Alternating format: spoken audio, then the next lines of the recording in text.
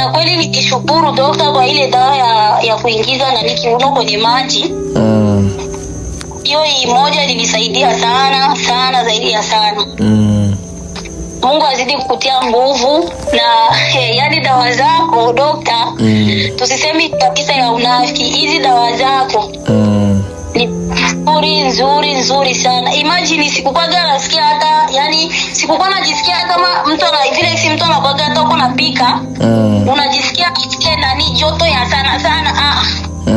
Hapa yani unajisikia wote uko mchovu hauna hata raha, yani mawazo mengi. Unakuwa unajifikiria labda ndo nimeathirika hivi au aje.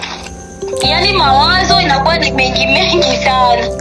Unajua mwanadamu akiwa na changamoto anakuwa anafikiria mambo yenyewe tofauti sana. Lakini nashukuru sana zaidi ya yani sijasema. Ninakuandalia surprise nzuri sana. Labda kuna wengine hawakumbukagi nani Wema, lakini mimi ninaandaa surprise yani sijui nianze nikasema aje. Hakika nashukuru sana kwa ushuhuda wako mzito.